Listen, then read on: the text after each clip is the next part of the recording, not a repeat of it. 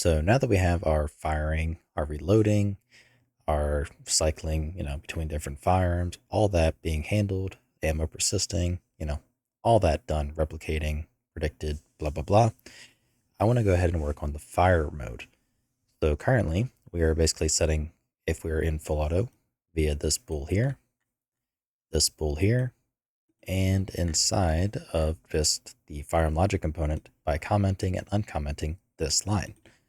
I want to start setting this up so we can actually, define these values, so to speak. So we can choose to have semi-auto or full auto or both and have an ability to switch between them. So I did decide to go ahead and do that part. To begin, let's load up PDA firearm. And let's see, where do we have ammo? We have it right here. Let's copy. And let's make a new section. So instead of being ammo, let's call this one fire. Yeah, we'll just call it, let's call it shooting. So this here will be our fire rate. So float fire rate, RPM, so rounds per minute, and we'll set it to default to like, I don't know, 600, something like that.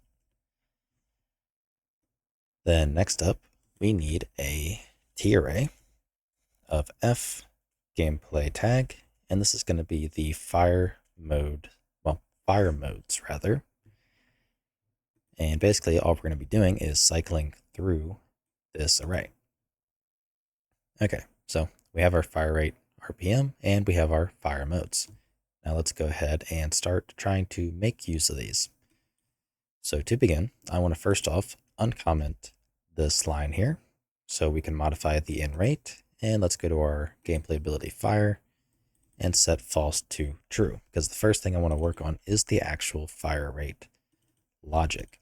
So that way we can get, an appropriate delay value.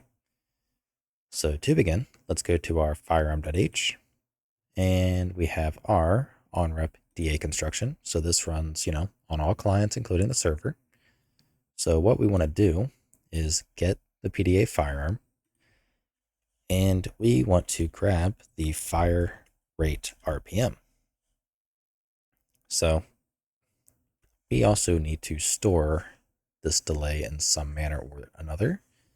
And ideally, we would just be doing this inside of the firearm logic component.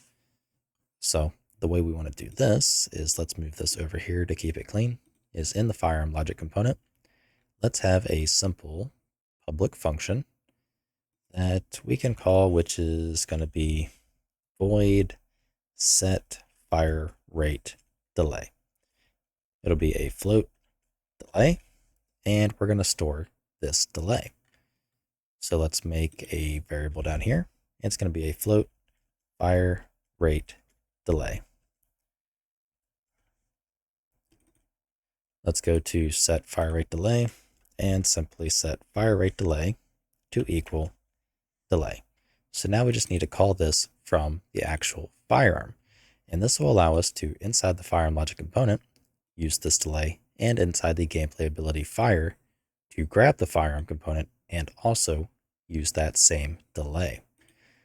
So now we just need to get the firearm logic component. So firearm logic component, set fire rate delay, and figure out the delay. So we have our fire rate delay. We want to divide that by 60. Likewise, we want to take 1 and divide that by the result of this. So this is going to be our fire rate in rounds per minute converted to the actual delay that we need. So we can cut and paste like so. So inside of set fire rate delay, I want to do a UE log temp, warning, text, and just print out the delay. So %f and fire rate delay. Okay, let's close out the editor, recompile, relaunch, and hopefully we'll have the correct values. Okay, once we are back in the editor, let's go ahead and hit play and see what the logs give us. So we have a delay of 0.1, and that is for a fire rate of 600. So if we go to our 1911 here, let's go to our shooting fire rate, change it to 800, we'll end up with a smaller value. So 0.075, and then we have delay firing again for 1, and that is for actually the BAR. So this here is for the 1911. So we have our fire rate delay working accordingly. So we can revert that back to 600, and let's make use of it. So in the firearm logic component, change the in rate for the full auto timer to the fire rate delay. Likewise, I want to make a getter, so float get fire rate delay. And this will return the fire rate delay. And we can also actually get rid of the log there as well. So now that we have get fire rate delay, let's go to our gameplay ability fire. And right here, we are grabbing or setting that timer. We want to get the firearm logic component, and we want to get fire rate delay. And this should allow us to basically dynamically adjust the fire rate delay on the actual data assets themselves. So for the Thompson, STG, BAR, we can tweak them very easily. So once we have that, let's go ahead, recompile and relaunch and see where we're at. Okay, once we are back in the editor, we can go ahead and we'll just have this at 600 by default. And let's see, so let's shoot. So that's the fire rate at 600. Let's change it to 100.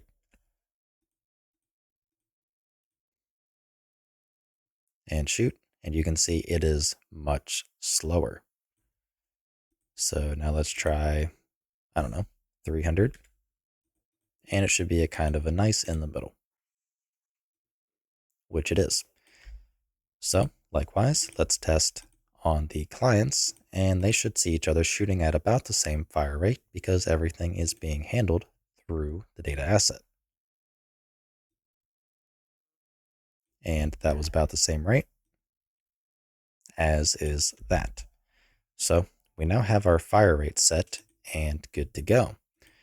So now that we have that, what we can start working on next is going to actually be the logic regarding the fire modes. So setting a firearm to semi, setting it to full auto, and allowing the firearm to be able to choose between allowing the player to switch between semi and full auto, for the firearms that do have that capability. So with that out of the way, I will see you in the next video. If you like what I'm doing and you want to help support me, you can find a link to my Patreon in the description below, where you can also get early access to this entire series.